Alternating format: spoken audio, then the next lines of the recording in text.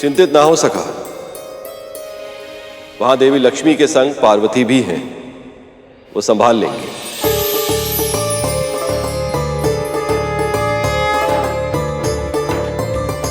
बस अब शीघ्र ही गणेश आ जाए तो ये विघ्न भी दूर हो जाएगा।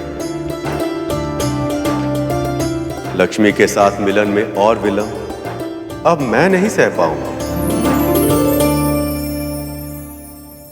आपकी बात मानी तो विवाह का आनंद लेने से चूक जाऊंगा। वहाँ मामा श्री विष्णु प्रतीक्षा कर रहे होंगे और मामी श्री भी तो मेरे आगे दिया जलाने के लिए तैयारी कर रही होंगी। अब चलिए, चढ़िए मेरे हाथ पर।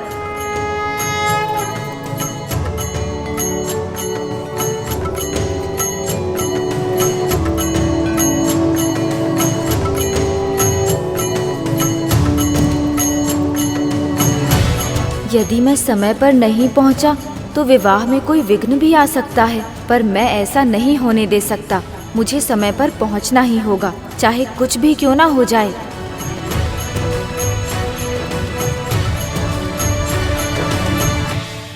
मैं बस इतना जानना चाहती हूँ, ऐसा क्या किया है इसने जो ये इतने सम्मान के योग्य बन गई?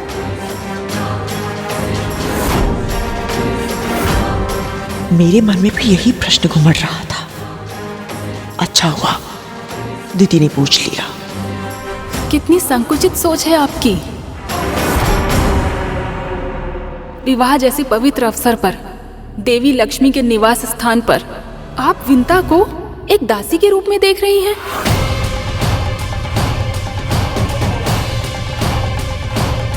जबकि आप तीनों में केवल विंता ही है अपनी भक्ति की शक्ति से जो यहाँ तक पहुँच पाई है। और आपको तो ये बात पता है देवी दीदी कि शास्त्रों में भक्त का स्थान भगवान से बड़ा होता है।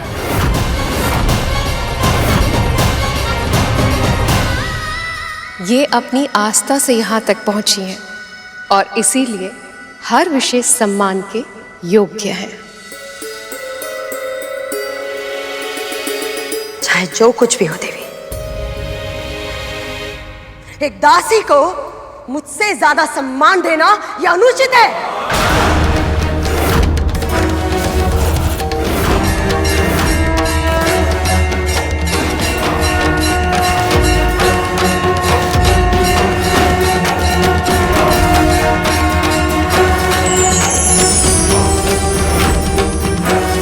देवी पार्वती का शक्ति रूप, मुझे इस विंता की वजह से और कोई संकट नहीं मोड़ देना है।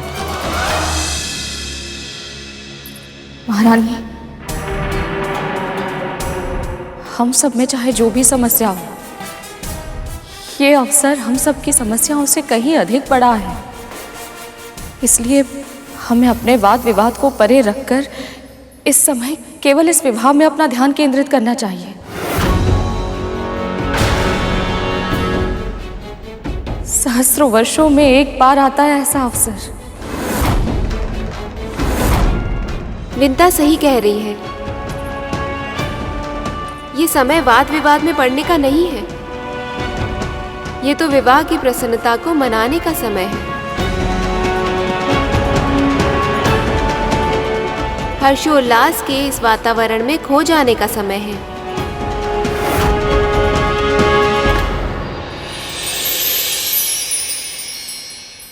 महाराज बलि, आप तो त्रिलोक जय, सर्वशक्तिमान, सर्वज्ञानी हैं। आपने यहाँ आने का कष्ट क्यों किया? मुझे क्षमा कर दीजिए गुरुदेव, बहुत बड़ी भूल हो गई है मुझसे। भूल का आभास होने पर क्षमा करने से कोई लाभ प्राप्त होता नहीं है। कितना समझाया था मैंने आपको, और आपके मन में तो अमृत प्राप्त करके आत्मनिर्भर बनने की हट चढ़ पकड़ चुकी थी। उन्हें जीवित होने के लिए अपने गुरु पर निर्भर रहने की व्यवस्था से मुक्त होना चाहते थे आप। मैंने बार बार आपको समझाया, किंतु आपने मेरे हित वचनों पर तनिक भी ध्यान नहीं दिया। और मेरे पास आपके लिए कोई सुझाव नहीं है। गुरुदेव, मेरी बात तो सुनिए। देवी लक्ष्मी ने देवराज और अन्य देवताओं की श्री लौटा दी और अब उन्हें अमृत भी मिल गया तो हम असुर बहुत बड़े संकट में फंस जाएंगे। सहायता कीजिए गुरुदेव, मुझे मेरी भूल के लिए क्षमा कर दीजिए। तो ये सब विष्णु की चाल थी।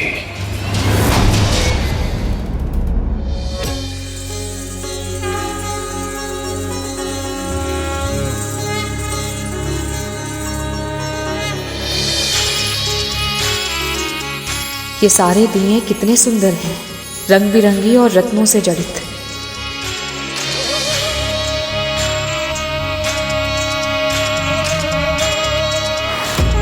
इन दियों के समक्ष मेरे मिट्टी से बने हुए इस दिए का कोई मूल्य नहीं है। माता लक्ष्मी को विशेष लोगों द्वारा लाए गए विशेष दिए ही समर्पित होने चाहिए।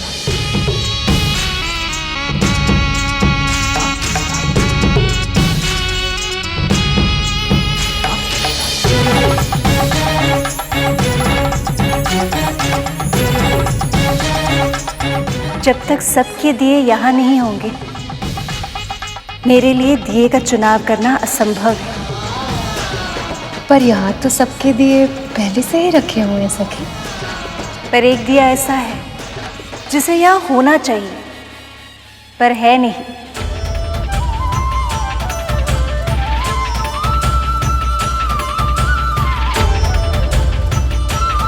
वो दिया विंता का है।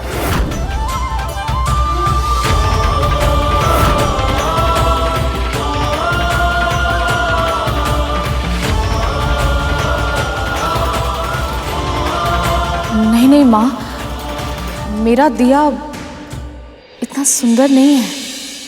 विंता, यहाँ अरे आओ।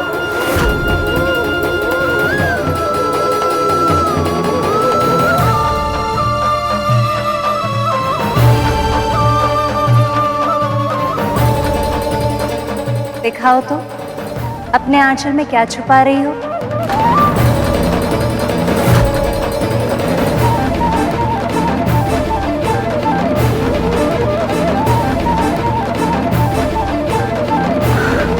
दिखाओ दिखाओ।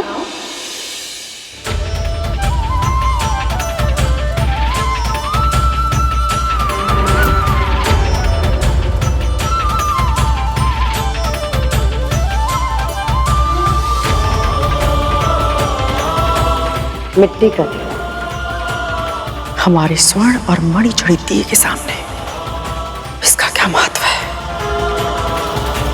कितना सुंदर दिया है ये। इसमें गणेश की मूर्ति भी है। अरे हाँ, ये तो और भी अच्छा है। गणपति भले ही प्रत्यक्ष रूप से यहाँ उपस्थित ना हो, पर इस दिए के माध्यम से हम उनका ध्यान कर सकते हैं।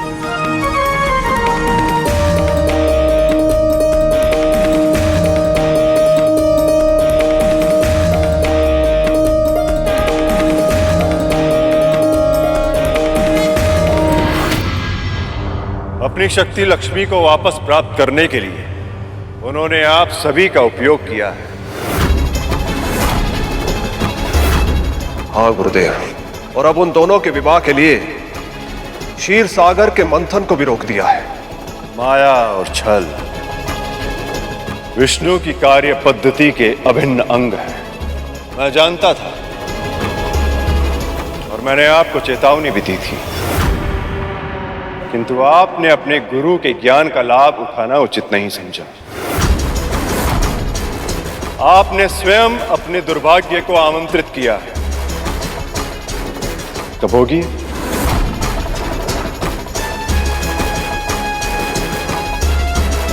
तो क्या आप सहायता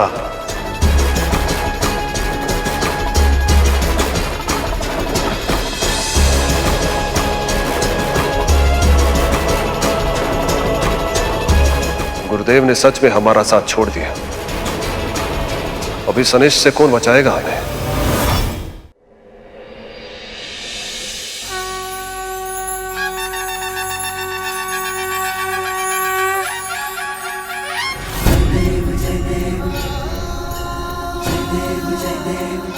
हे गणपति, इस बार जब मुझे नारायण मिले तो वो मुझसे कभी दूर ना जाए।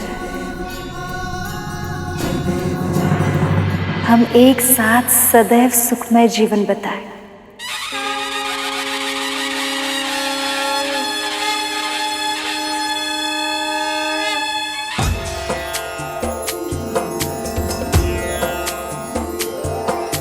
सिंदूर लाल चढ़ायो अच्छा गजमुख को, जोंदिल लाल विराजे सुत गौरी हर को। हाथ लिए गुड़ लड्डू साई सुरवर को, महिमा कहे न जाए लागत हूँ पद को। अखंड दीप जल गया है सखा। इस क्षण से विवाह की प्रक्रिया भी आरंभ हो गई है। बधाई हो प्रभु, बधाई हो सखा। बधाई हो। लगता है गणेश यहाँ आने की जगह सीधे वहीं चले गए। अब मुझसे और प्रतीक्षा नहीं होगी, हम शीघ्र ही हल्दी आरंभ करेंगे। नारायण नारायण। अखंड दीप भी जल गया, परंतु मां अब तक नहीं आई। क्या वो सच में इतने दुर्लभ अवसर की साक्षी नहीं बन पाएगी?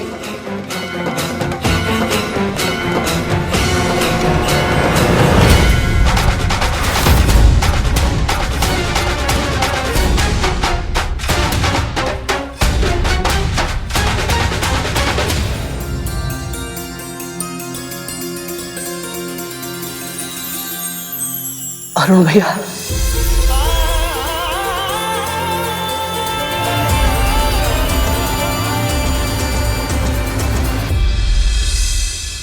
यदि मैंने अब भी सहायता नहीं की तो असुर बहुत बड़े संकट में फंस जाएंगे। इसे संभालना ही होगा। रुकिए महाराज।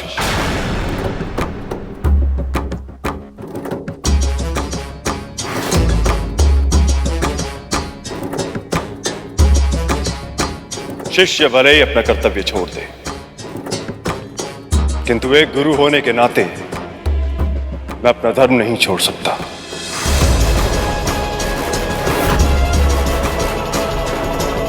मैं आपकी सहायता करूंगा।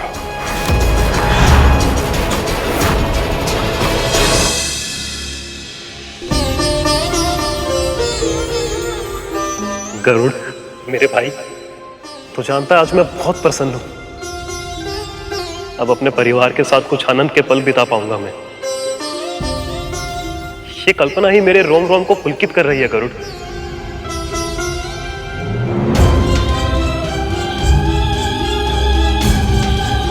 क्या हुआ गरुड़?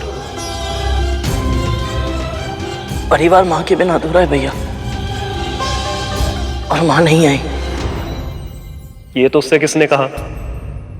मां तो लक्ष्मी मां के साथ है गरुड़।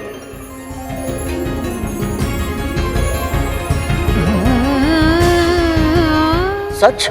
मैं सत्य स्वरूप सूर्य का सारथी हूं गरुड़। मैं कभी झूठ नहीं बोलता।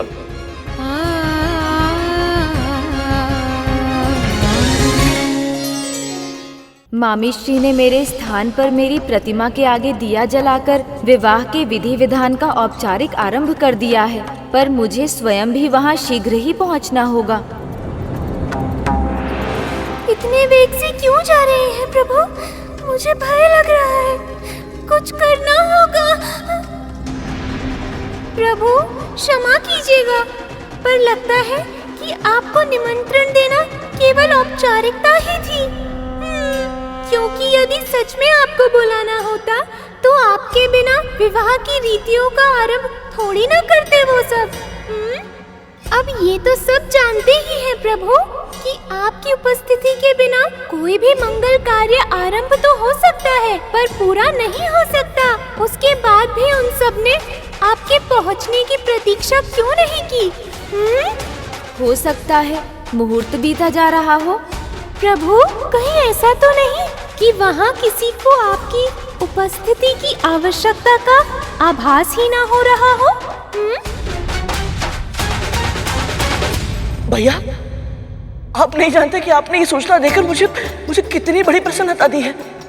माँ, ये तो बस प्रसन्नता का आरंभ है गरुड़। मैं जानता हूँ कि माँ किसी से नहीं कहेंगी, पर उनको उनकी सेवा का फल मिल चुका है। भगवान दत्तात्रेय ने उन्हें सदैव सुखी रहने का और दास्ता से मुक्त होने का आशीर्वाद दिया है मेरे भाई। ये सत्य है मेरे भाई। धीरे धीरे तुम्हें तुम्हारे कष्टों से मुक्ति मिलेगी और फिर समुद्र मंथन से निकलने वाला अमृत तेरे जीवन के सारे विष को समाप्त कर देगा।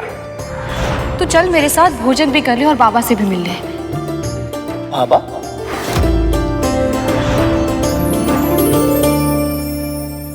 मैं बहुत दुर्भाग्यशाली हूँ भैया। मुझे भगवान दत्तात्रेय से मिलने का अवसर प्राप्त हुआ था और मैंने अपनी अज्ञानता में उसे खवा दिया। तू चिंता मत कर गरुड़, सही समय आने पर तुझे उनके दर्शन अवश्य होंगे। तू बस अभी इसी बात का ध्यान रख कि असुर कुछ समस्या उत्पन्न ना करते। देवी लक्ष्मी वापस आ चुकी है। इसका तात्पर्य यह है कि विष्णु पहले से अधिक शक्तिशाली हो चुके होंगे। यदि इन दोनों का विवाह हो गया तो ये देवताओं के लिए अति कल्याणकारी होगा। यदि ऐसा हुआ तो असुरों के लिए अमृत प्राप्त करने का स्वप्न देखना भी असंभव हो जाएगा। तो कितना भी प्रयास कर लें उन्हें अमृत कभी भी प्राप्त नहीं होगा। शाम दान दंड भेद सब किया जाएगा ताकि आपका भाग छीन कर देवताओं को दिया जाए। यदि अब आपको अमृत प्राप्त करना है तो उसका एक ही उपाय है।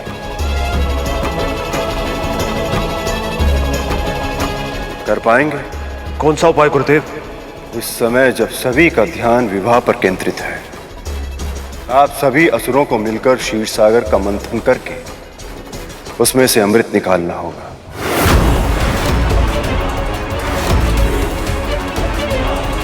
न केवल अमृत को प्रकट होने पर विवश करना होगा बल्कि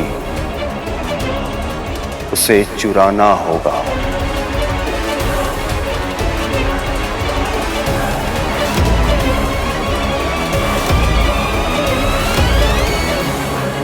अब तक इस मंथन का उद्देश्य मेरे लिए प्रभु विष्णु और माता लक्ष्मी का मिलन ही था भैया, परंतु ये जानने के बाद कि इस मंथन से निकलने वाला अमृत माँ की मुक्ति से जुड़ा है, मैं इसे प्राप्त करने की मार्ग में कोई रुकावट नहीं आने दूंगा। एक बार हम गुरुदेव की आज्ञा का पालन ना करके पाप कर चुके हैं, पर ऐसी मूर्खता हम फिर नहीं करेंगे। आपके वचन को ब्रह्म वाक्य मानकर उसका पालन करेंगे हम असुर। अमृत प्रकट होगा भैया, और मैं ये निश्चित करूंगा कि ये योग्य पक्ष को ही प्राप्त हो। मैं अमृत की रक्षा अवश्य करूंगा भैया, फिर चाहे इसके लिए मुझे अपने प्राण ही क्यों न देने पड़े। इससे पहले कि देवताओं की दृष्टि उस अमृत पर पड़े, हम उसे चुरा लेंगे। अब हम सारे असुर मिलकर मंथन करेंगे और अमृत को प्राप्त करेंगे।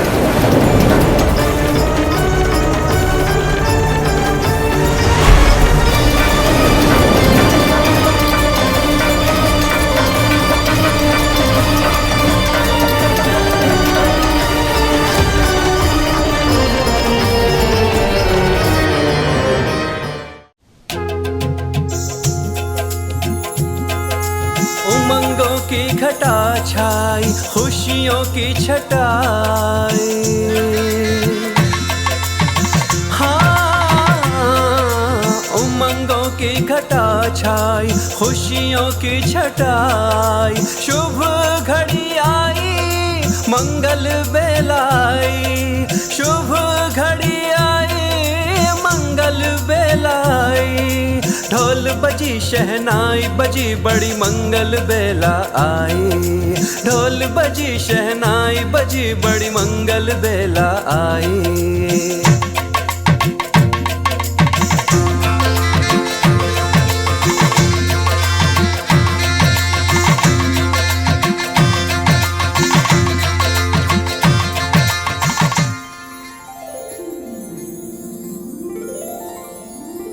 वायु, ये हल्दी की रीति कब आरंभ होगी? प्रभु विष्णु को हल्दी लगते देखने की बड़ी उत्सुकता है मुझे। मामा जी, हल्दी रीत निभाने का कार्य तो सदा स्त्रियां करती आ रही हैं। और सभी देवियां तो मामी जी के पक्ष में चली गई। अब आपके लिए हल्दी पीसेगा कौन और लाएगा कौन? कार्तिकेय, ये दायित्व भी वही देवियां निभाएंगी जिन्होंने महादेव को वर बनाया था। बहुत ही अच्छा विचार है सखा। परंतु प्रभु वो कौन है?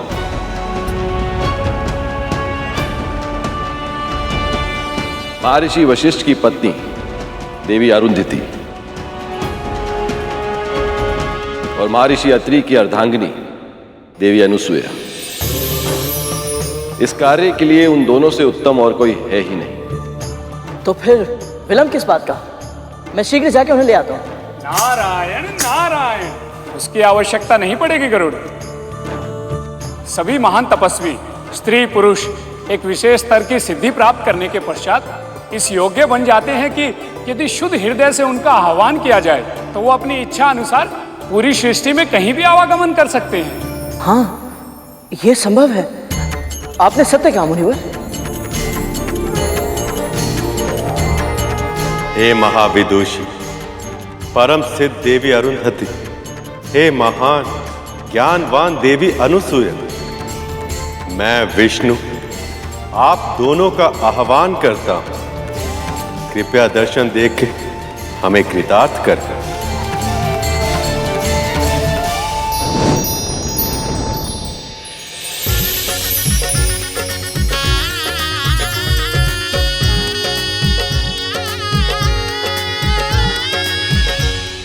इससे पहले कि विवाह समाप्त हो जाए, इससे पहले कि देवताओं को हमारी योजना की भनक लग जाए, हमें ये मंथन स्वयं पूरा करना होगा।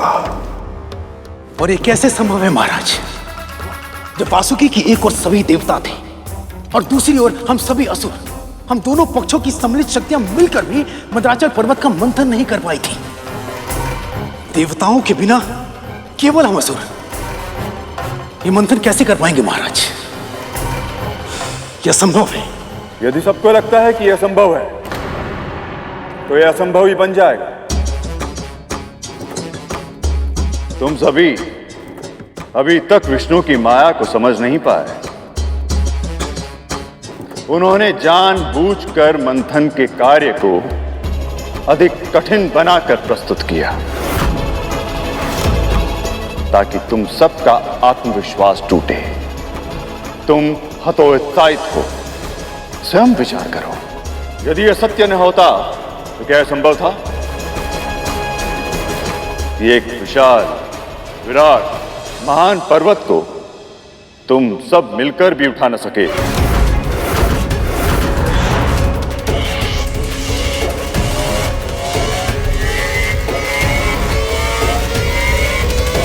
उसे एक अकेला पक्षी उठा ले।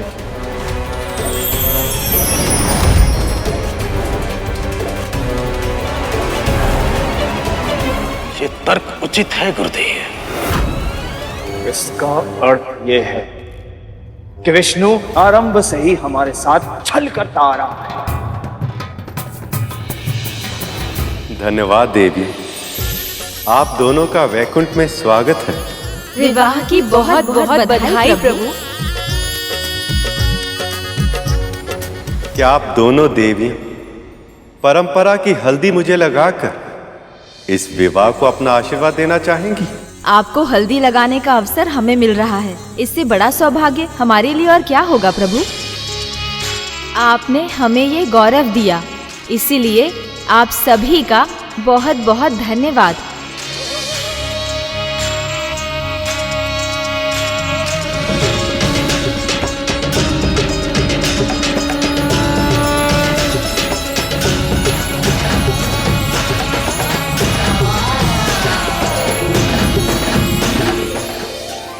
तुम सबकी प्रसन्नता पर दया आ रही है मुझे, क्योंकि तुम जितने प्रसन्न रहोगे उतने ही व्यस्त रहोगे और वहाँ मेरे पुत्र मंथन का अमृत प्राप्त कर लेंगे और असुर सदैव सदैव के लिए अमर हो जाएंगे।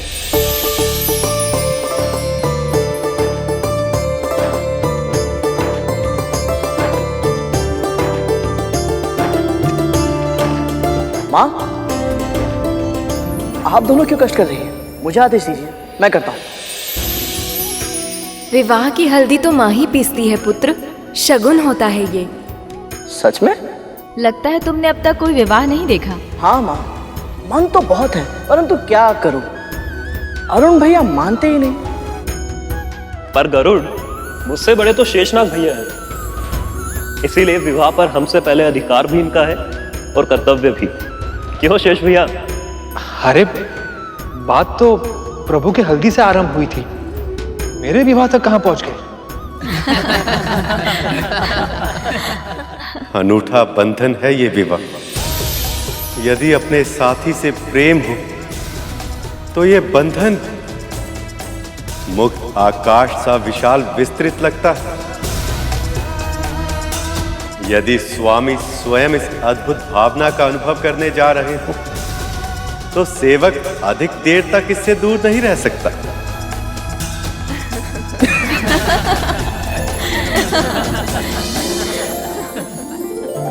आने दो विंता माँ को, उनको सब बताऊंगा कैसे परेशान करते हो तुम दोनों मुझे।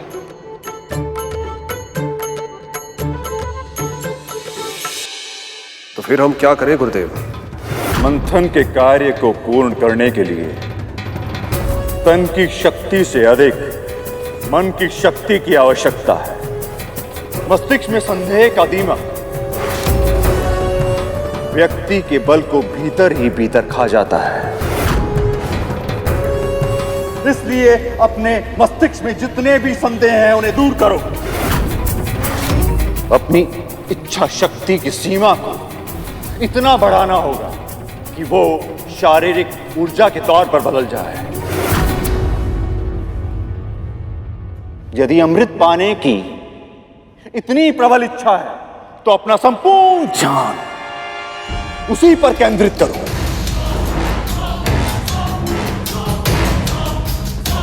फिर जो चाहोगे अवश्य प्राप्त होगा। उत्तम उत्तम सुझाव है गुरुदेव। हाँ गुरुदेव, अब हम ऐसा ही करेंगे। हाँ, अब हम यही करेंगे गुरुदेव। परंतु एक बात का ध्यान रखना, इंद्र या अन्य किसी देवता को इस योजना की भनक तक न लगने पाए। नहीं लगेगी गुरुदेव, क्योंकि वो सब उस विष्णु के विवाह में व्यस्त जो है।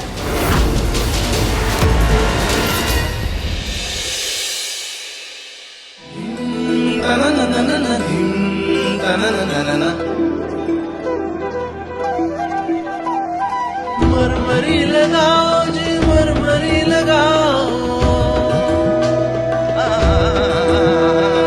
मरमरी लगाओ जी, मरमरी लगाओ, पीतांबर धारी को मरमरी लगाओ।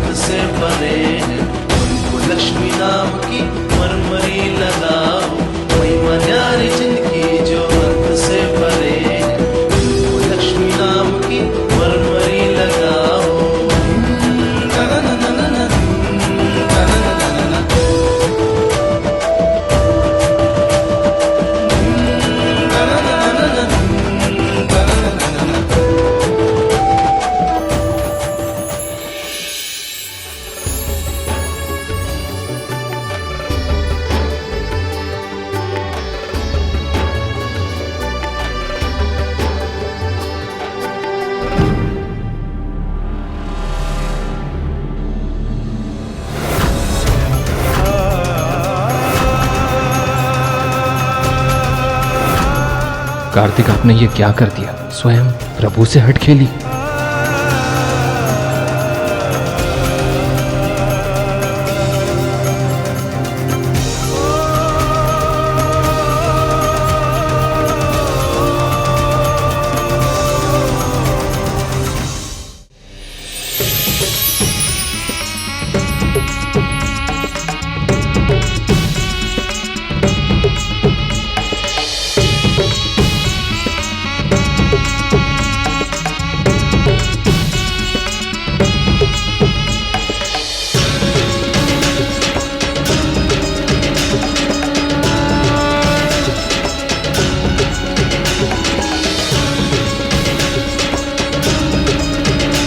प्रभु नारायण, इस शुभ विवाह का खूब आनंद ले रहे हैं आप। अब जल्द आपकी लगाई हल्दी भिजवाइए।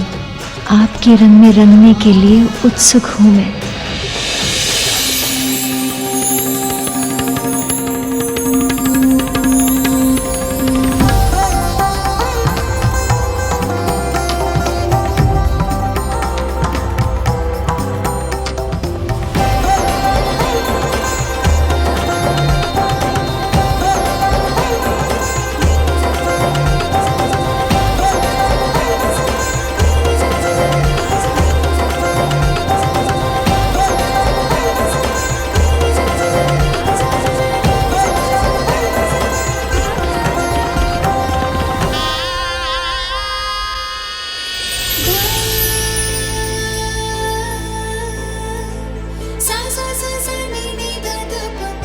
ये प्रभु की ही लीला है जो उनके प्रेम की वर्षा यहाँ तक हो रही है।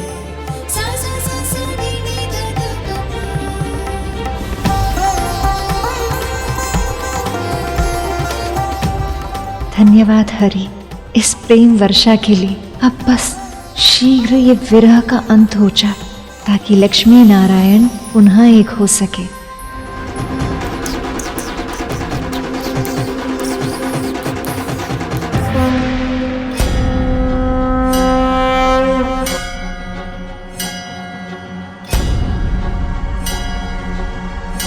बस प्रभु, कब तक स्वयं को थकाएंगे आप?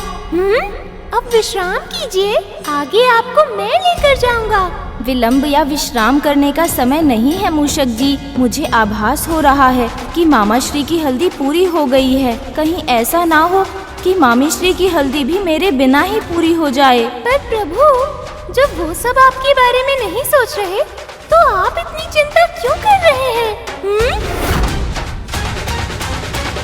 क्योंकि वो मेरे मामा मामी श्री हैं मूषक जी। सृष्टि के कल्याण के लिए इतने समय तक एक दूसरे से दूर रहे हैं वो, और अब जब उनके मिलने का समय आया है तो मैं नहीं चाहता कि वहाँ मेरी अनुपस्थिति के कारण कोई अनहोनी हो जाए।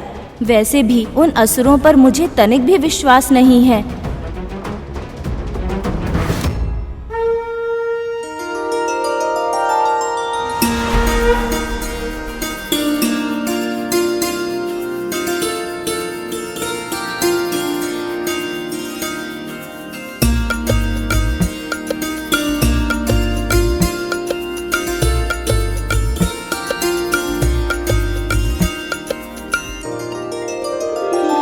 विराट पुरुष सर्वशक्तिमान है, विराट पुरुष सर्वशक्तिमान है। जनार्दन विष्णु महान है, जनार्दन विष्णु महान। आपको मेरा प्रणाम, आपको मेरा प्रणाम,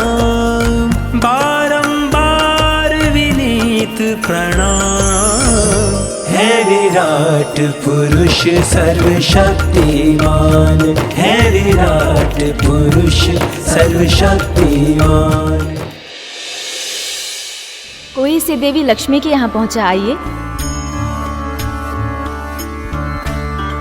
कृपया शीघ्र जाइए, वो प्रतीक्षा कर रही होंगी। मैं ही जाता हूँ, माँ से भेंट भी हो जाएगी। रुकिए कार्तिकेय,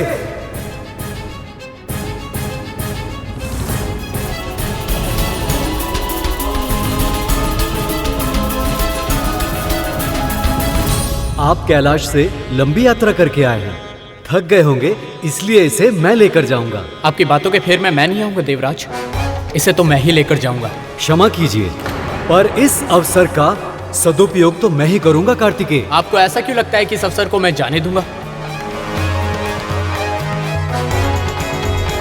लाइए, दीजिए मुझे नहीं, मैं लेकर जाऊंगा। मैं लेकर जाऊंगा। इसे मैं लेकर जाऊंगा देवराज। मैं लेकर जाऊंगा कार्तिकेय। मैं लेकर जाऊंगा देवराज। मैं लेकर जाऊंगा। अब छोड़िए इसे, आप छोड़िए इसे, मैं लेकर जाऊंगा। हे नारायण, ये हल्दी का अपशगुन होगा, कहीं ये लड़ाई में शुभ हल्दी गिर न जाए।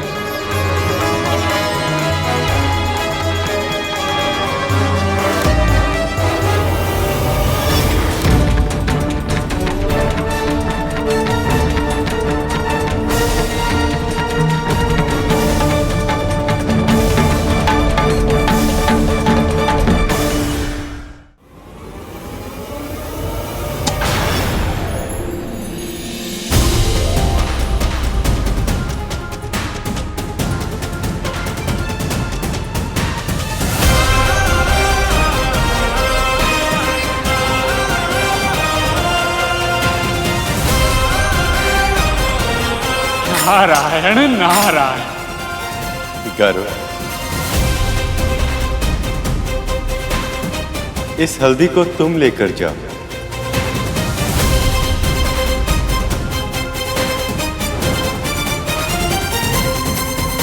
और अपनी मां विंता से भी मिल लेना।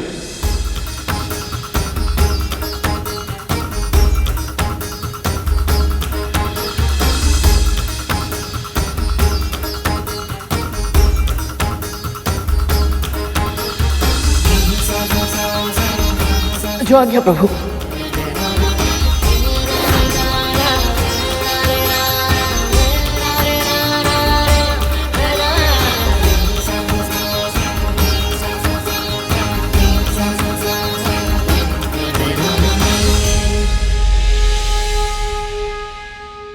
गरुड़ की सेवा भाव पर आपकी कृपा दृष्टि रखने के लिए कोटि कोटि धन्यवाद। विवाह में अनहोनी अपशगुन होने के कई अवसर होते हैं, परंतु विवाह कार्य जो अनिष्ट होने से रोके वही आपका सच्चा हितैषी होता है। तुम्हारा भ्राता एक सच्चा भक्त साबित हो रहा है श्रेष्ठ।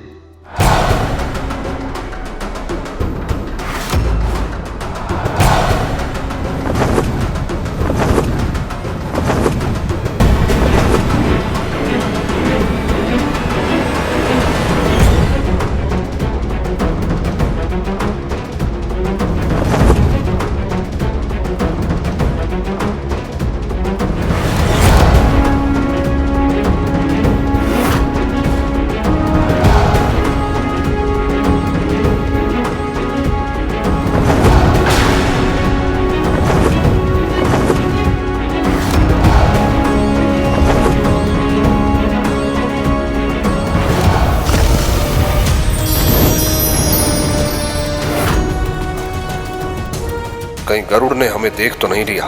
यदि ऐसा है तो हमारी योजना असफल हो जाएगी। मुझे ऐसा आभास क्यों हो रहा है जैसे कोई अनहोनी होने वाली है। मुझे इसका पता लगाना ही होगा, अन्यथा प्रभु विष्णु और माता लक्ष्मी के विवाह के इस शुभ अवसर पर विघ्न आ जाए।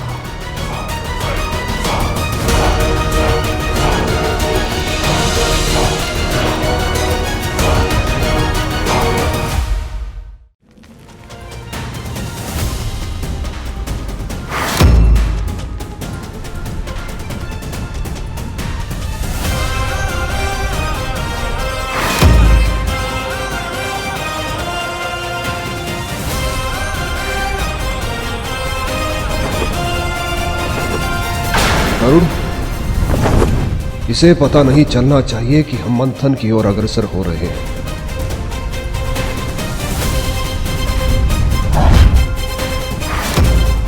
ऐसा क्यों लगा जैसे कोई था यहाँ? नहीं, कुछ अधिक ही सोच रहा हूं मैं।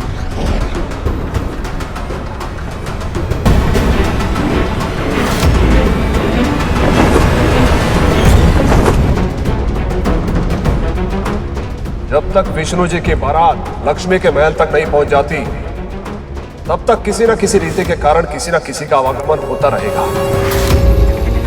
अभी अपना कार्य करने का उचित समय नहीं है। हमें सही अवसर की प्रतीक्षा करनी होगी।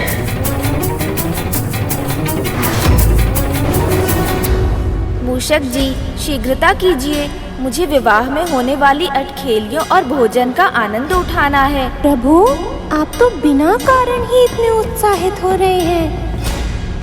वहाँ किसी को आपकी अनुपस्थिति का आभास भी नहीं है। नहीं नहीं मूषक जी, मेरे मामा श्री का विवाह है, ऐसे कैसे मुझे भूल सकते हैं। वहाँ सभी विधियाँ पूर्ण होती जा रही हैं, किंतु अभी तक किसी ने आपका आवाहन नहीं किया।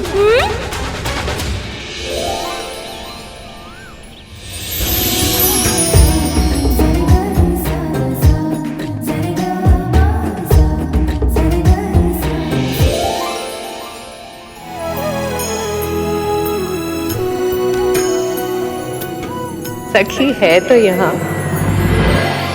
पर यहाँ होकर भी नहीं।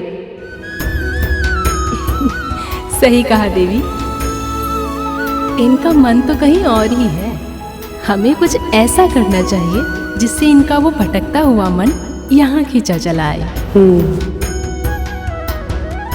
मैं चेष्टा की थी देवी, पर इसमें तो मैं भी असफल हो गई। मेरा नृत्य देखकर देवता भी अपनी सुध-बुध खो बैठते हैं, पर जिसे हरि ने हर लिया हो उसे भला मेरी कला कैसे जीत पाएगी।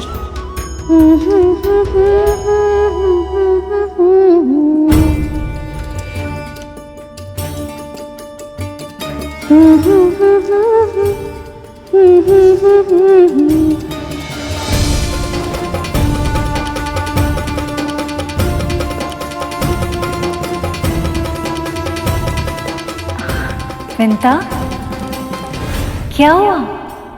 गाओ ना।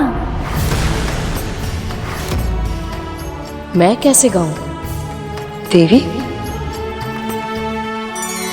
आप गंधर्व और अप्सराओं को छोड़कर इस दासी का गीत सुनेंगे?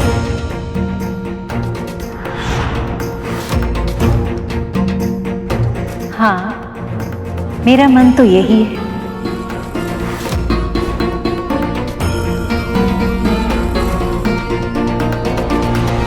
विंता, गाओ ना।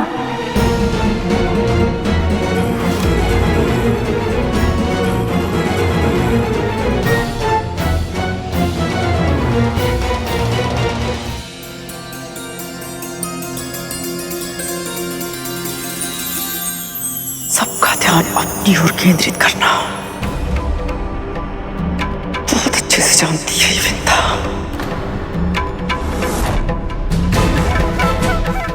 मुझे सबका ध्यान अपनी ओर आकर्षित करना ही होगा। बिल्कुल नहीं, विंता को सदैव सब कुछ मिले, ये मैं नहीं होने दूंगी। कुछ भी करके मुझे सबका ध्यान अपनी ओर आकर्षित करना ही होगा।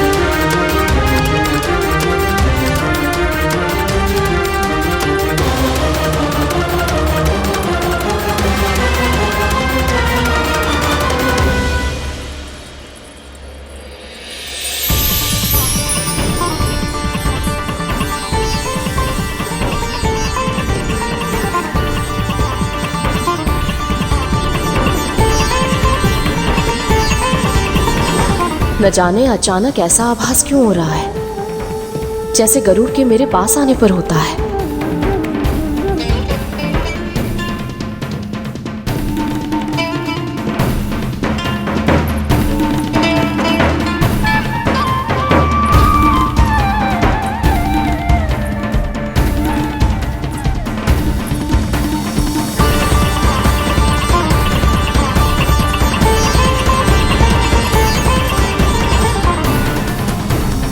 गरुड़,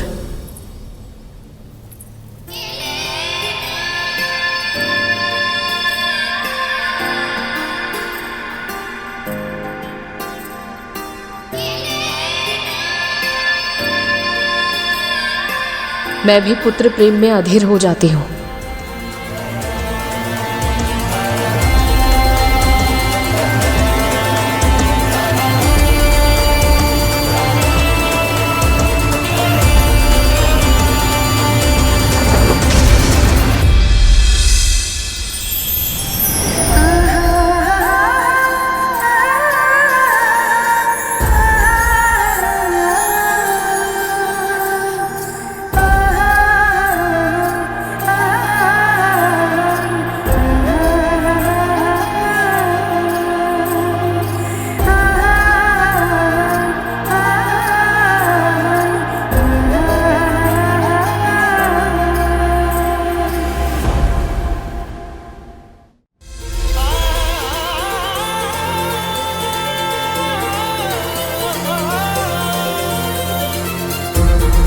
धन्यवाद हरि, हमारे मिलन के उत्सव में आपने माँ पुत्र के मिलन की भी प्रसन्नता जोड़ दी।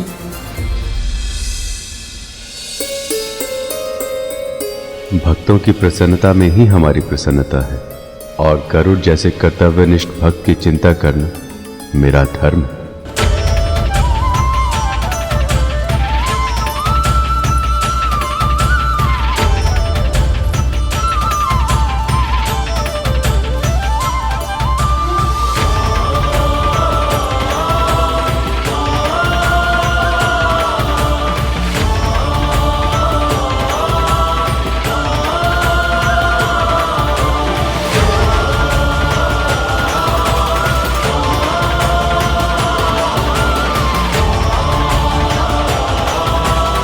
यही तो असली कारण था गरुड़ को हल्दी लेकर भेजने का।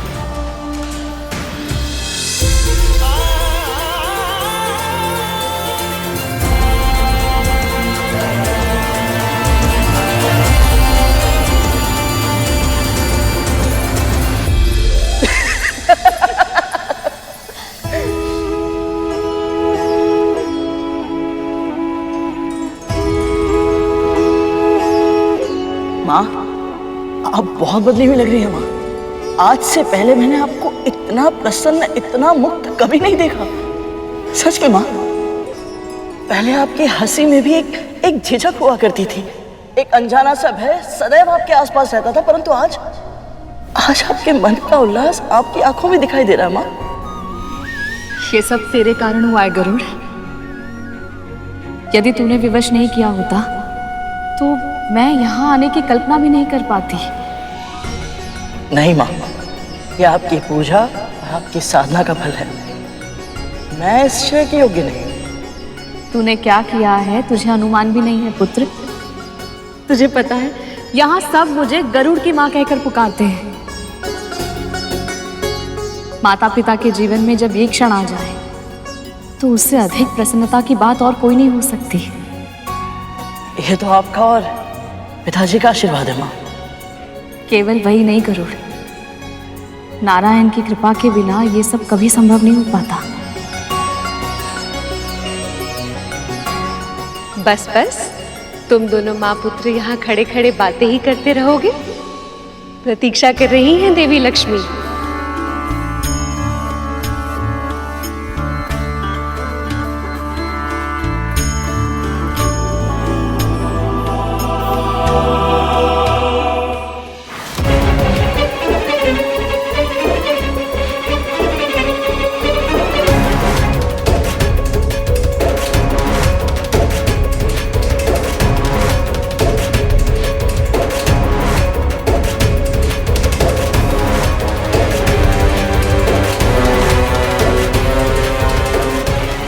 शेषनाग भी तो विष्णु के प्रिय है ना, फिर उन्होंने इसको क्यों चुना, इस बकिए को? विष्णु जी की झूठी हल्दी लक्ष्मी जी तक पहुंचाने के लिए। जैसा पुत्र है वैसी ही माँ है। पहले इसके पुत्र ने वैकुंठ में मेरे पुत्र का अधिकार छीना, और अब एक दासी होकर भी भाग का माता छीन रही है।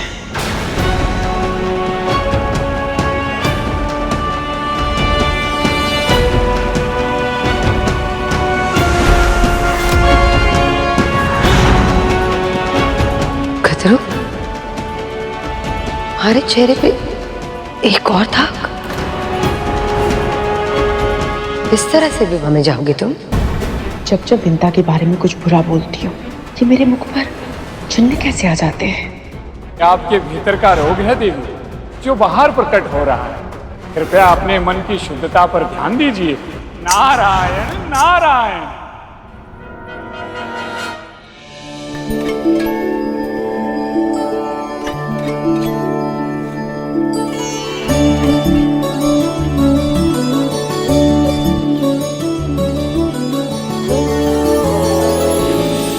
ये लीजिए माँ, विवाह की हल्दी।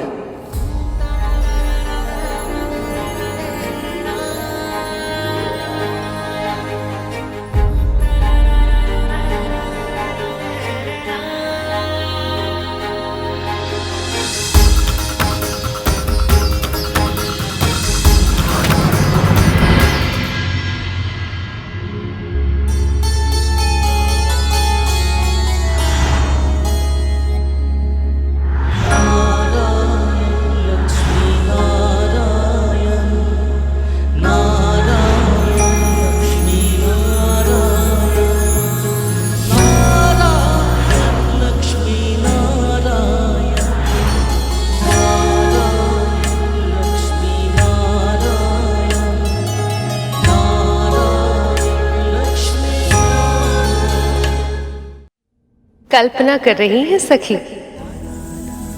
कि नारायण से लगाकर कैसे लग रहे होंगे? कल्पना करने की क्या आवश्यकता है जब उनके दूत यहीं पर हैं? गरुड़, वर्णन करो पुत्र।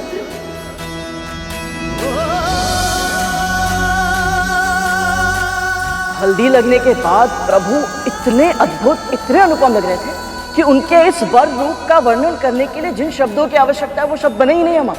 अर्थात इस वर अवतार में प्रभु सबसे विशेष, सबसे अद्भुत लग रहे थे।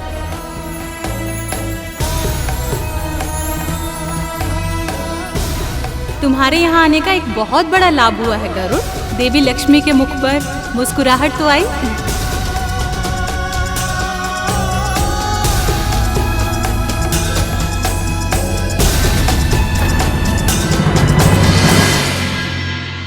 हल्दी दे दी ना गरुड़, अब जाओ।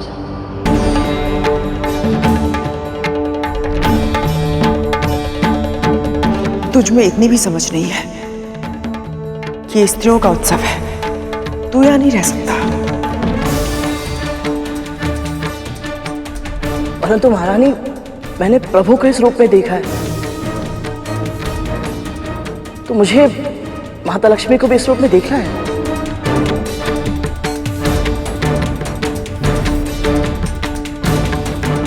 इस उत्सव के नियम तो यही कहते हैं गरुड़ कि तू यहाँ नहीं रह सकता।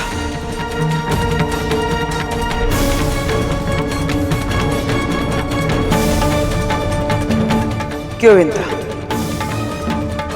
कुछ अनुचित कहा मैंने?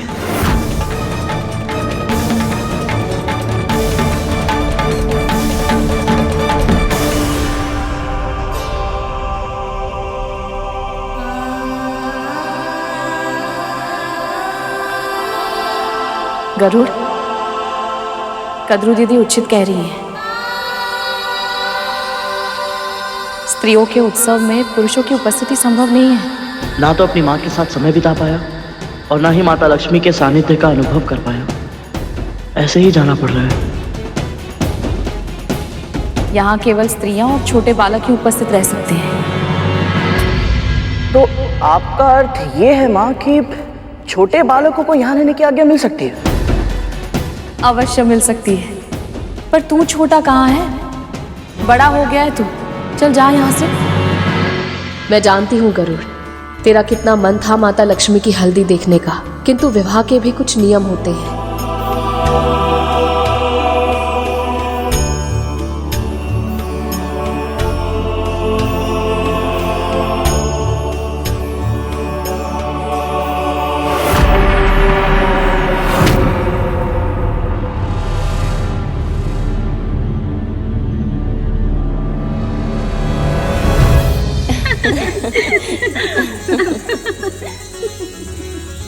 चलो, शुभ हल्दी की बेला निकली जा रही है। प्रभु विष्णु की हल्दी से अपनी सखी को सजाए। चलो फिर आज रंग ही दें देवी लक्ष्मी को उनके हरी के रंग में। चलिए आरंभ करते हैं हल्दी की रस्म।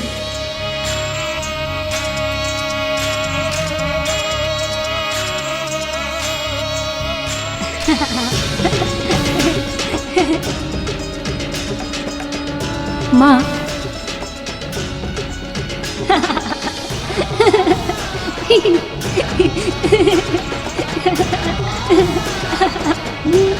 स्वर कहाँ से आ रहा है?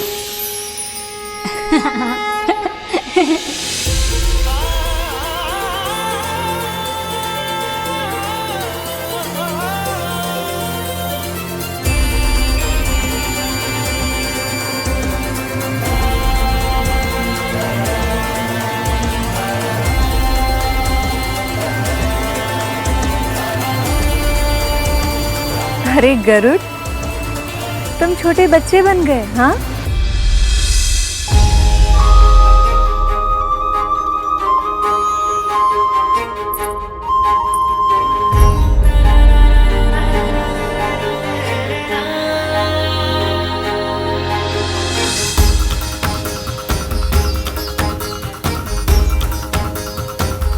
बस अब मुझे ये बताइए कि अब तो मुझे यहाँ रहने की आज्ञा मिल सकती है ना?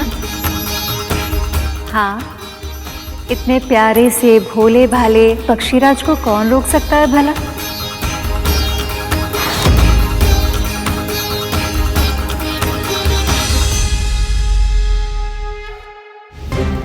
अच्छा है, गरुड़ यहाँ रहेगा तो मैं इस पर नजर रख पाऊंगी और मेरे पुत्रों को मंथन में कोई रुकावट नहीं आएगी।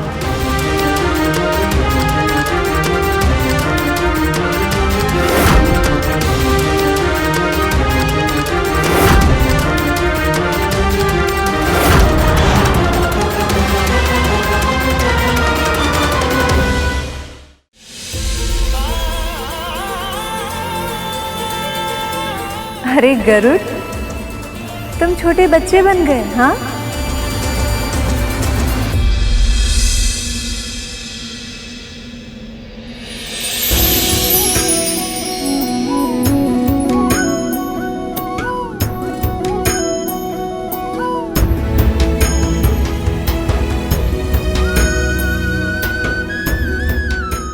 इतना आश्चर्य मत कीजिए माँ, ये तो बाल खिले ऋषियों के आशीर्वाद का प्रताप है।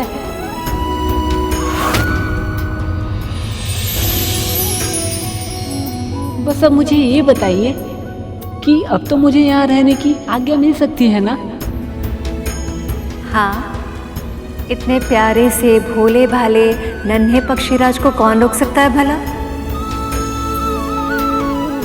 तुम यही रुकोगे।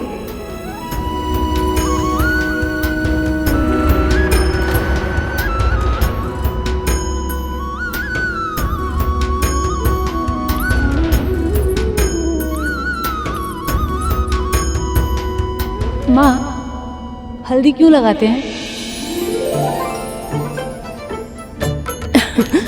हल्दी में जीवाणुरोधी विषाणुरोधी गुण होते हैं। इसे लगाने से कोई भी रोग नहीं होता। अरे वाह माँ, इसके और भी लाभ हैं।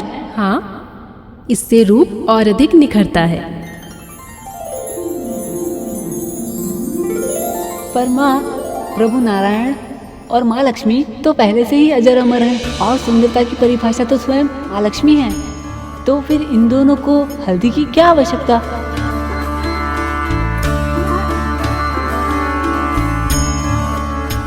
प्रश्न तो बिल्कुल सही पूछा है गरुड़ ने। हाँ देवी, बताइए ना। सत्य तो ये है कि हल्दी का गहरा संबंध मेरे पुत्र से भी है। सबसे पहले मैंने इसी हल्दी से गणेश को उसका आकार दिया था।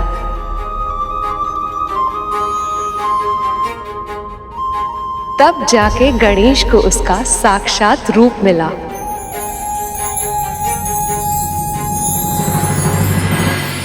गणेश तो परब्रह्मा है और ऐसे में इसी हल्दी ने उन्हें अपने साकार रूप में आने में सहायता की थी।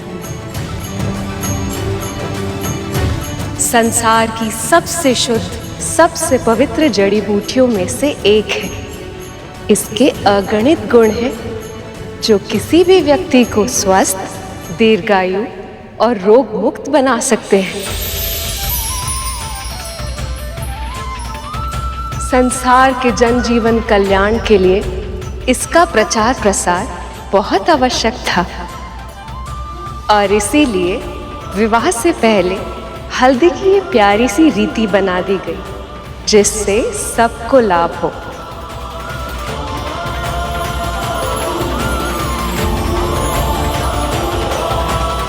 अद्भुत माँ, तब तो मैं आपको हल्दी युक्त रूप में देखने के लिए बहुत उत्साहित हूँ।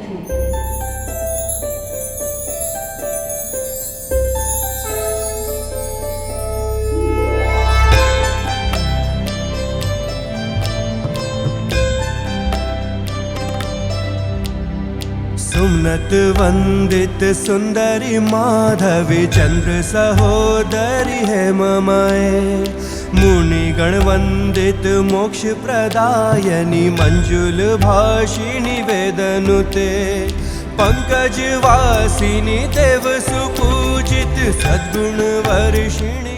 लक्ष्मी, वैसे तो आपको सुंदर दिखने के लिए किसी भी वस्तु की आवश्यकता नहीं, किंतु आपको ये सब रस्में करते देखने मेरे लिए भी सौभाग्य की बात है।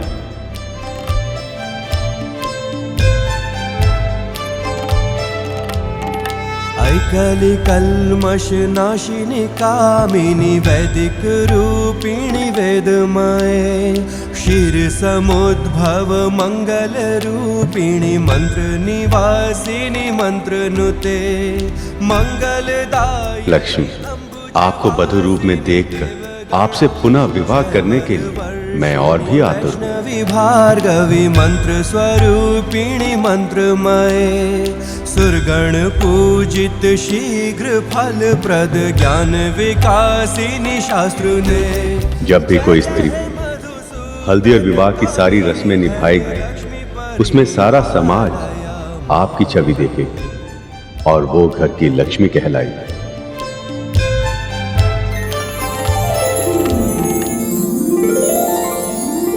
पहले मैं हल्दी लगा देती हूँ। नहीं, पहले मैं जाऊंगी। और वैसे भी हमने साथ में प्रवेश किया था और मेरे पुत्र मंथन में देवताओं के साथ है तो मेरा अधिकार पहले बनता है। मुझे उससे कोई अंतर नहीं पड़ता है दीदी। मैंने कहा ना खतरो, पहला अधिकार मेरा है।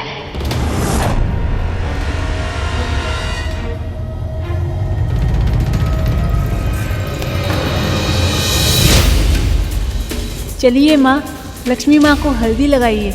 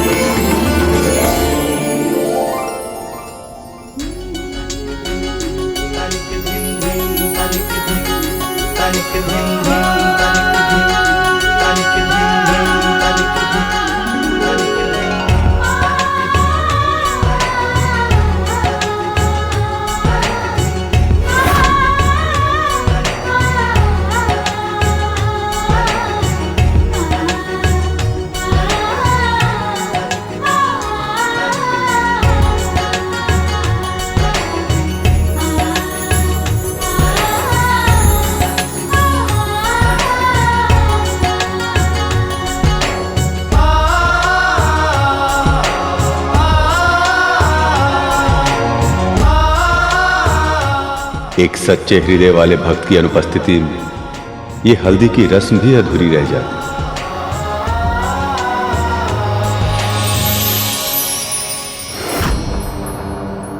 निश्चल होकर अपनी बारी की प्रतीक्षा करने के स्थान पर तूने फिर से मेरा अधिकार छीन लिया।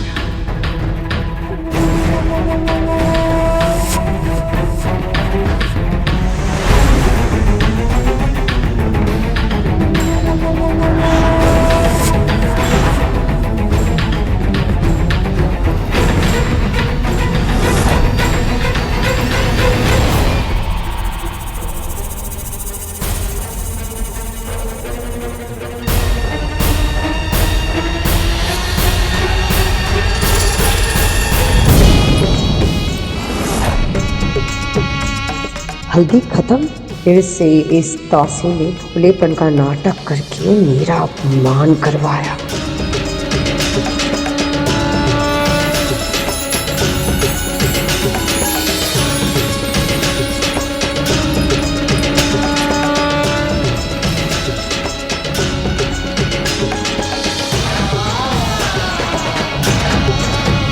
बहुत सुंदर लग रही हैं आप। आपको किसी की नजर ना लगे।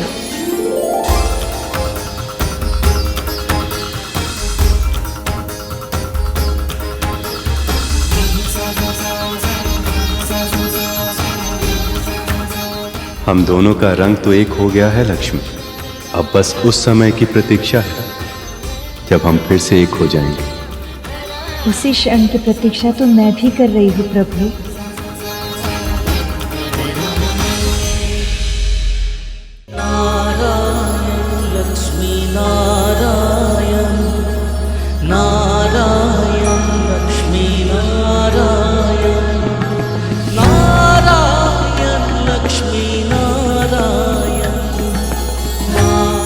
अब आपके साथ होने की प्रतीक्षा मुझसे नहीं हो पा रही। आशा करता हूं ये विवाह कुशल मंगल तरीके से हो जाए। आपने मेरे मन की बात कह दी हरि। ये आप भी जानते हैं ये विरह के क्षण मेरे लिए कितने कठिन हैं। जग के पालक है नारायण लक्ष्मी नारायण नारायण लक्ष्मी नारायण नारायण लक्ष्मी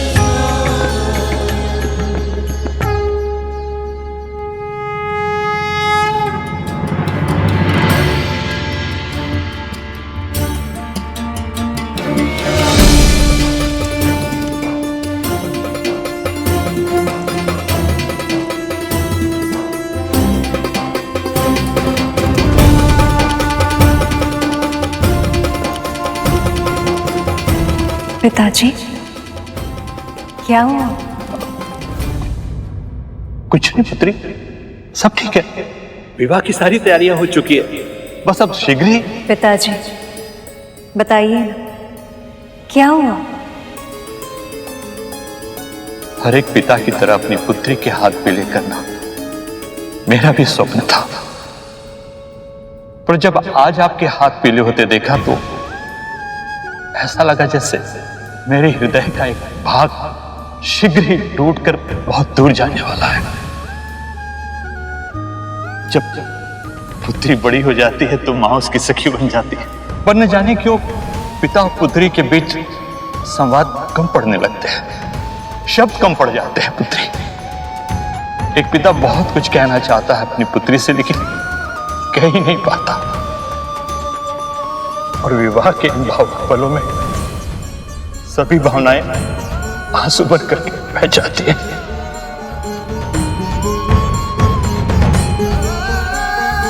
पिताजी मैं बहुत सौभाग्यशाली हूँ कि आप मेरे पिता हैं। आपने अपनी इच्छाएं मुझ पर नहीं थोपी,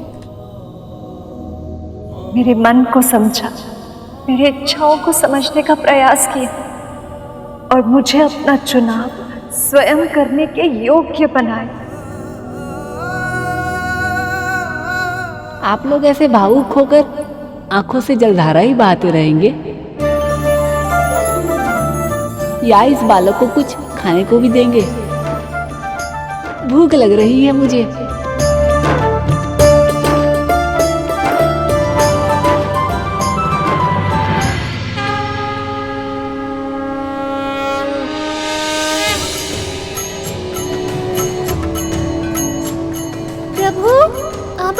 कुछ खा लेना चाहिए। हम दोनों ने इतना श्रम कर लिया है कि मुझे तो बहुत भूख लगाई है। आपको भी लग रही होगी, है ना प्रभु? चिंता मत कीजिए मूषक जी, हम दोनों पेट भरकर भोजन करेंगे। बस एक बार वहाँ पहुँच जाएं, वहाँ सभी मेरी प्रतीक्षा कर रहे होंगे। मुझे भोग लगाए बिना कोई खाता नहीं है ना, इसलिए। सच में प्रभु? वैसे आपको क्या लगता है कौन कौन से पकवान बने होंगे वहाँ? वो तो मैं ऐसे ही बता सकता हूँ। मैं अभी अपनी अंतर्दृष्टि से देखता हूँ कि वहाँ क्या चल रहा है।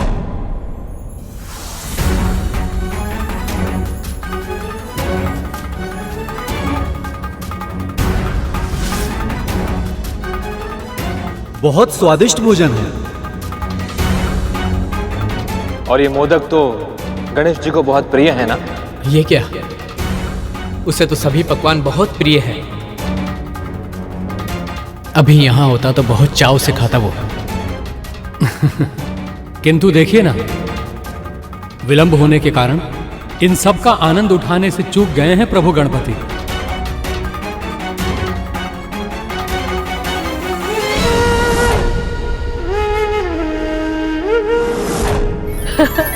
ये लो पुत्र, ये मोदक मेरे पुत्र गणेश को बहुत प्रिय है, तुझे भी अच्छे लगेंगे।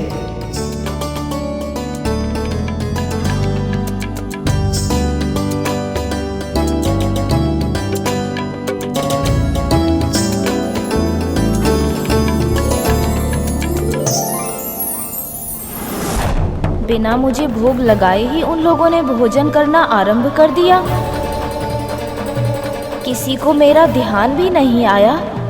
ये मेरा अपमान है।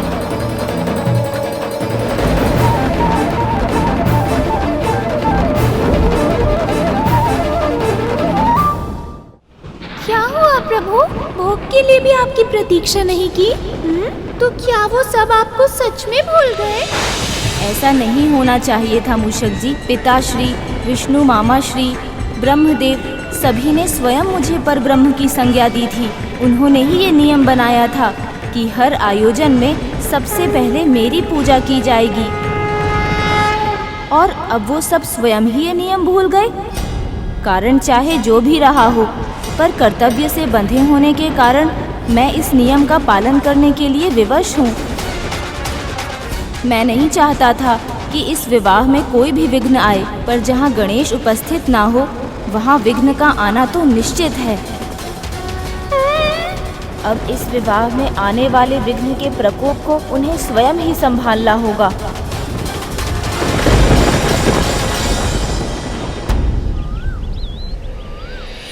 करुण, हल्दी उत्सव में रुककर तुमने बहुत अच्छा किया। हाँ करुण, तुम्हारे बाल रूप ने इस उत्सव का आकर्षण और भी अधिक बढ़ा दिया।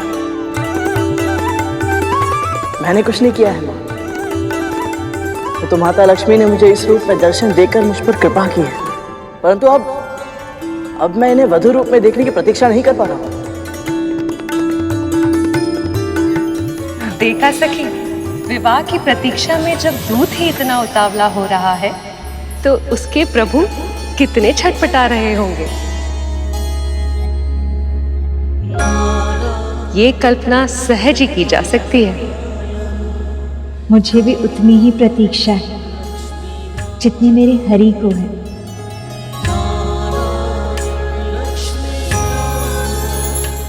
माँ, यहाँ से जाने का तनिक भी मन नहीं कर रहा, परंतु वैकुंठ में बारात की तैयारियां करनी है मुझे, इसलिए जाना होगा। आज्ञा दीजिए। कल्याण हो पुत्र। प्रभु की सेवा में तू अपना हर दायित्व पूरी कुशलता के साथ निभाए, यही आशीर्वाद है मेरा।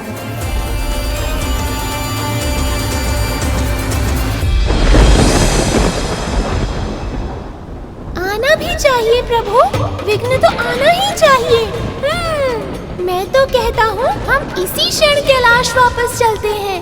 वो प्रभु विष्णु और माँ लक्ष्मी अवश्य है, पर आपके बिना उनका विवाह भी संभव नहीं है। ये बात पूरे संसार को पता चल जानी चाहिए। मैं एक विचित्र दुविधा में फंस गया हूँ मूषक जी। मुझे पूरा विश्वास है मेरे मामा मामी श्री जानबूझकर मेरी अवहेलना कभी नहीं करेंगे। मैं जानता हूँ वो पूरे मन से यही चाहते हैं कि मैं उनके विवाह में सम्मिलित होऊं, पर अपने उत्साह में मेरी प्रतीक्षा ना करके उन्होंने मेरे सामने एक ऐसी समस्या उत्पन्न कर दी है जिसका समाधान मेरे पास नहीं है। एक ओर है संसार का नियम जो कहता है कि किसी भी मंगल कार्य को पूरा करने के लिए मेरा आह्वान, मेरा सत्कार और मेरा आशीर्वाद होना आवश्यक है। इनके बिना कोई ना कोई अवरोध अवश्य उत्पन्न होगा जिसे कोई टाल नहीं सकता। पर दूसरी ओर मेरा मन है मूषक जी, जो जानता है कि ये विवाह केवल उन दोनों के लिए ही नहीं, पूरे संसार के कल्याण के लिए कितना आवश्यक है, और इसीलिए मैं इसमें किसी भी तरह का अवरोध उत्पन्न नहीं होने देना चाहता। ये युद्ध हृदय और मस्तिष्क के बीच है मूषक जी, और मैं इसमें फंस गया हूँ। अब जब तक मैं स्वयं को शांत नहीं कर लेता, मैं ना आगे जा सकता हूँ और ना ही पीछे।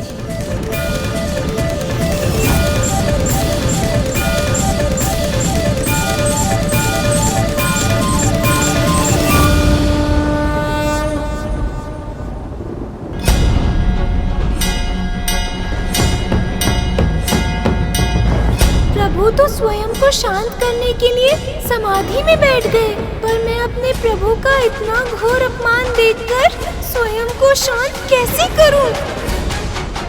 मैं अपने प्रभु के अपमान का प्रतिशोध अवश्य लूंगा। मेरे प्रभु के अपमान का दंड मैं विघ्न के रूप में दूंगा।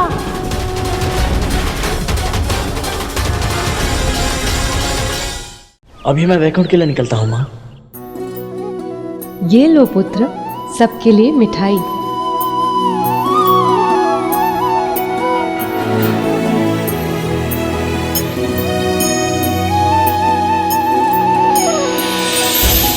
सदैव सुखी रहो।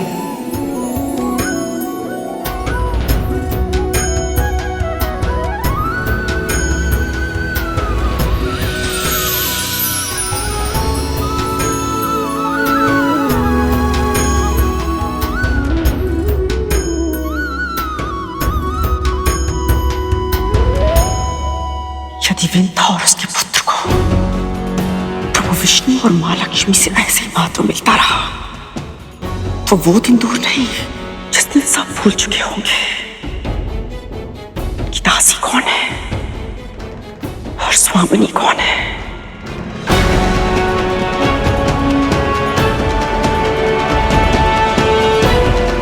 कद्रू, तुम्हारे चेहरे पे एक और दाग। ऐसा नहीं लगता कि जब भी तुम विंता और गरुड़ के बारे में कुछ गलत बोलती हो, तुम्हारे चेहरे पे धब्बा आ जाता है। ये आपके भीतर का रोग है देवी, जो बाहर प्रकट हो रहा है। कृपया अपने मन की शुद्धता पर ध्यान दीजिए। इसका अर्थ है देवर्षि नारद सत्य कह रहे थे। इन दोनों के कारण मेरी चिंता बढ़ती जा रही है और मेरी सुंदरता बिगड़ती जा रही है। पर कब तक षड्यंत्र करेगी है? बस एक बार मेरे पुत्रों को अमृत मिल जाए, फिर सदैव सदैव के लिए मेरी चिंता समाप्त हो जाएगी। अमृत पाने की तुम्हारी इच्छा ही रह जाएगी कद्रू, क्योंकि जब तक विवाह संपन्न होगा मेरे पुत्र सारा अमृत चुरा चुके होंगे।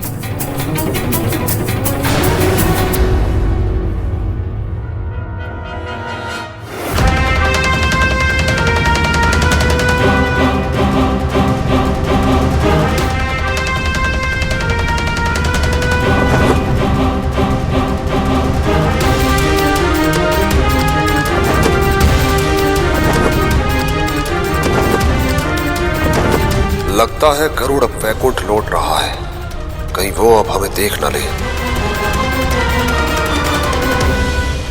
गया गरुड़ वापस। अब चलिए महाराज, मंथन आरंभ करते हैं। खाना भी नहीं, अभी तो केवल हल्दी हुई राहु। जब तक बारात वैकुंठ से निकलकर लक्ष्मी निवास तक नहीं पहुंच जाती, तब तक किसी न किसी रीति के कारण किसी न किसी का आना जाना होता रहेगा। हमें उचित अवसर की प्रतीक्षा करनी होगी राहुल। मैंने ये कभी नहीं सोचा था कि मैं ये सब कहूंगा, पर मुझे कहना पड़ रहा है। अब तो मेरा भी मन हो रहा है महाराज कि शीघ्र ही ये सभी रीतियां समाप्त हो और विष्णु बारात लेकर लक्ष्मी निवास पहुंचे, ताकि हम यहाँ अमृत पाने का प्रयास आरंभ कर सकें। धैर्य राहुल, धैर्य। आप सभी विश्वास नहीं करेंगे वहां क्या हुआ। मैंने माता लक्ष्मी का हल्दी उत्सव देखा, साक्षात अपने बाल रूप में। प्रभु, माता लक्ष्मी इतनी सुंदर लग रही थी कि मैं वर्णन भी नहीं कर सकता। देवी लक्ष्मी ने मेरे सखा के लिए कोई संदेश नहीं भेजा करो। नहीं तो महादेव, परंतु हाँ, माँ पार्वती ने हम सभी के लिए मिठाई भेजी है।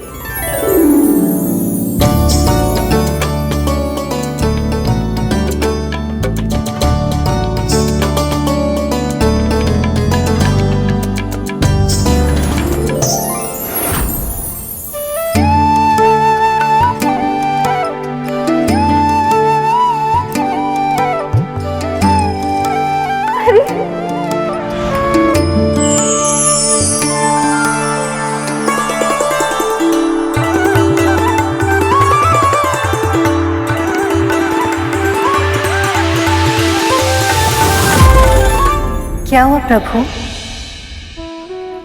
सब जानकर भी अनभिज्ञ बन रही हैं देवी। ऐसा नहीं है प्रभु, मैं आपकी भावनाएं समझ सकती हूँ, पर क्या देवी? मैं आपको साक्षात देखना चाहता हूं, आपसे भेंट करना चाहता हूं। प्रभु, आप तो अधैर्य हो गए। और आप नहीं हो रहे। सत्य कहिए देवी, क्या आपका मन नहीं करता कि आप प्रत्यक्ष रूप में मुझे देखें?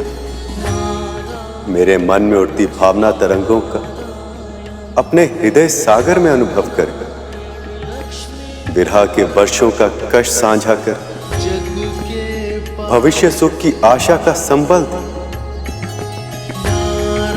कहिए लक्ष्मी, क्या आप नहीं चाहते कि हम दोनों आमने सामने हों और कुछ क्षण एक दूसरे से बातें करें?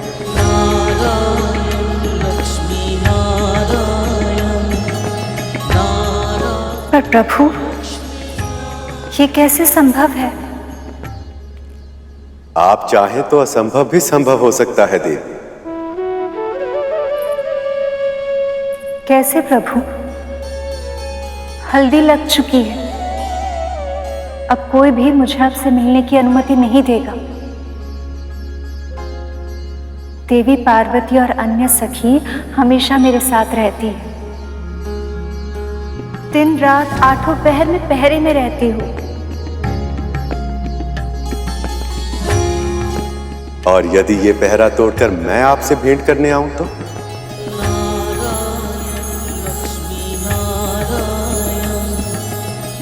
पहले पहरा तोड़कर तो दिखाइए।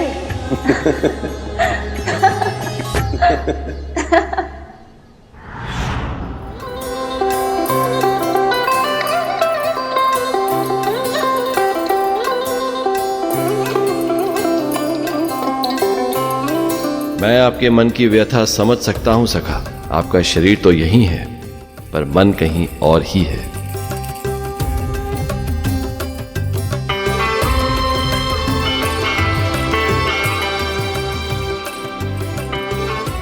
मैं समझ रही हूँ सखी, तुम्हारा मन भैया विष्णु के पास ही है, किंतु आप चिंता ना करें, शीघ्र ही भैया बारात लेकर आएंगे और आपसे विवाह करके ले जाएंगे।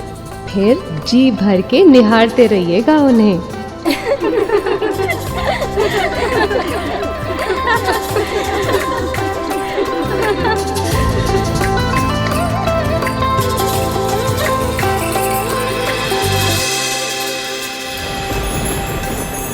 प्रभु का क्रोध बढ़ता ही जा रहा है, जिसका प्रभाव इस बिगड़ते वातावरण से स्पष्ट हो रहा है। अब तो विवाह का दूसरा उत्सव भी आरंभ होने वाला है। जब तक वो प्रभु का आवाहन नहीं करेंगे, तब तक इनका क्रोध शांत नहीं होगा।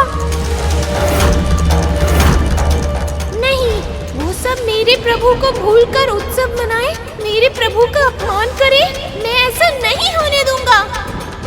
अब ये विवाह बिना अवरोध के संपन्न नहीं होने दूंगा मैं।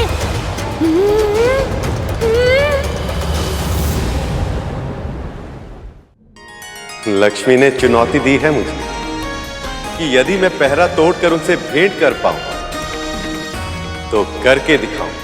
आपने चुनौती नहीं, अनुमति दी है उन्हें। सत्य तो ये है सखी कि आपकी ना में भी हाँ ही छुपी है। मैं आपकी तड़प समझ सकता हूं सखा। मुझे यह भी अनुमान है कि देवी लक्ष्मी भी आपसे मिलने के लिए उतनी ही व्याकुल होगी, परंतु ये मिलन कठिन होगा सखा। कठिन नहीं, असंभव होगा, क्योंकि आपके चारों ओर पहरा मैं स्वयं दूंगी। पर क्यों महादेव? माँ पार्वती क्यों नहीं चाहेंगी कि प्रभु विष्णु और माता लक्ष्मी की भेंट हो पाए? इतने लंबे समय से आप प्रभु से और प्रभु आपसे नहीं मिले हैं। यदि वो एक बार मिलना चाहते हैं तो इसमें समस्या क्या है देवी?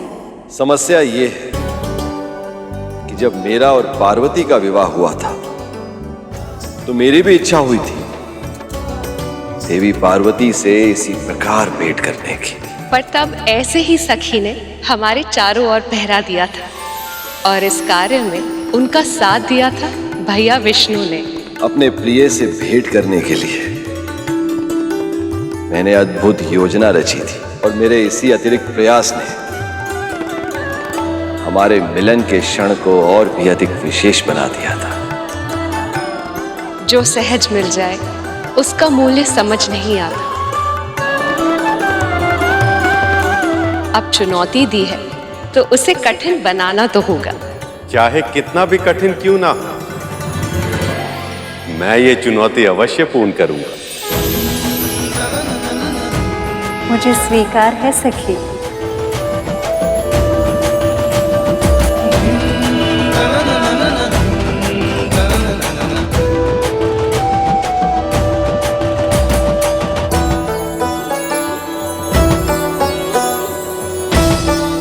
मुझे कोई चिंता नहीं है प्रभु, क्योंकि मुझे पूर्ण विश्वास है आप जो ठान ले उसे पूरा होना ही है।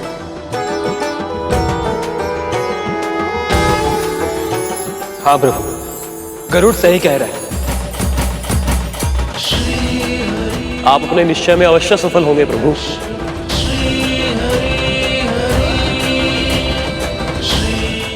स्वयं देवी लक्ष्मी ने चुनौती दी है और पार्वती जी पहरा दे रही हैं।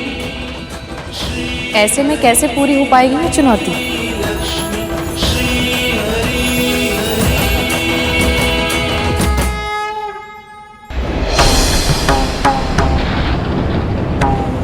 मेरे प्रभु को विवाह में आमंत्रित करके भी किसी को ये विचार नहीं आया कि प्रभु गणेश जी अभी तक पहुंचे क्यों नहीं।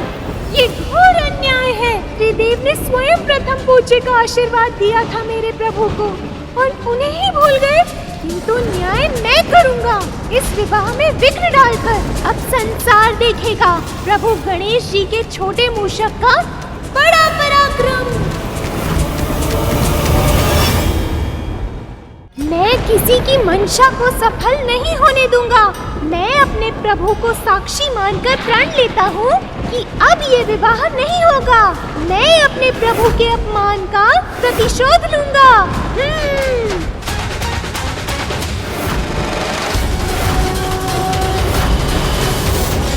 प्रभु विष्णु के विवाह के दूसरे उत्सव की सबको बहुत बहुत बधाई।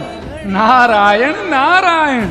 अरे वाह, आलते का रंग तो बड़ा गहरा प्रतीत हो रहा है। सही कहा आपने अग्निदेव, रंग बिल्कुल प्रभु नारायण और माता लक्ष्मी के प्रेम जितना गहरा है।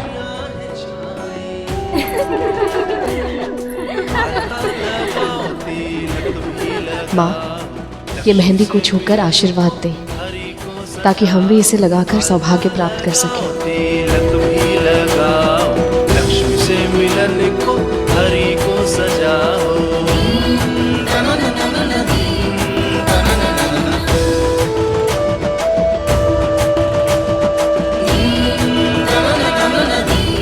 वैसे माता लक्ष्मी की मेहंदी तो रंग लाएगी ही, प्रभु विष्णु इनसे इतना प्रेम जो करते हैं।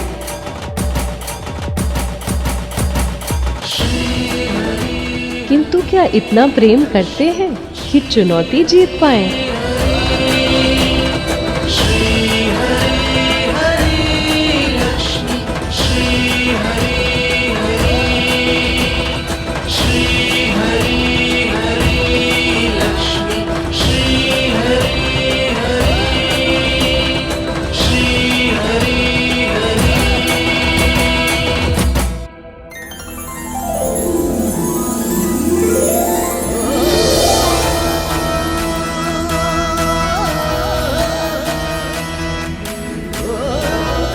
ये हुई ना बात। अब विंता ने किया दासू वाला कार्य। क्यों कद्रू? अब तो प्रश्न होना तो।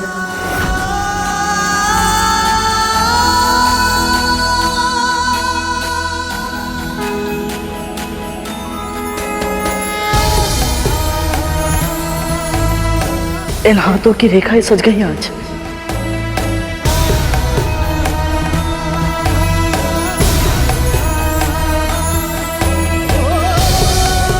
माँ लक्ष्मी की छुई मेहंदी मुझे लग गई। सारा जीवन ही शुभ हो गया आज।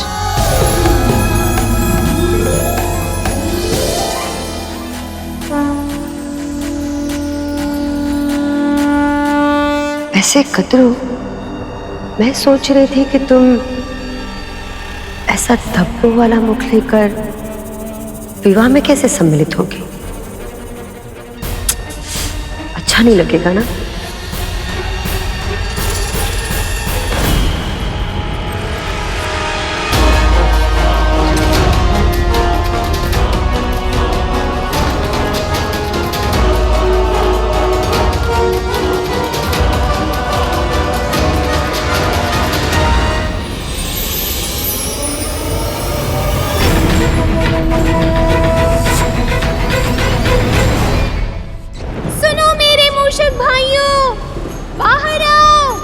मुझे तुम्हारी सहायता की आवश्यकता है। मेरे प्रभु का अपमान हुआ है। शीघ्रता करो, सभी यहाँ आओ।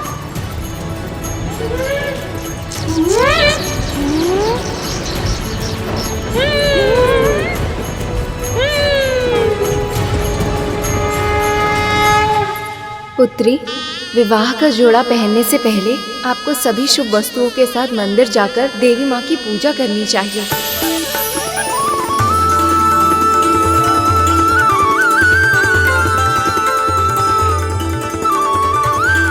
अकेली कहाँ चल दी सखी? हम भी आपके साथ चलें।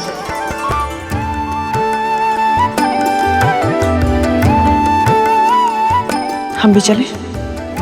नहीं कद्रू, रहने देते हैं। वैसे भी बहुत थक चुके हैं और ये लोग तो वापस लौटने ही वाले हैं। लक्ष्मी मंदिर जा रही हैं, जहां उनकी सखियां उन पर कड़ी निगरानी नहीं रख पाएंगी। यही सही अवसर है उनसे भेंट करने का।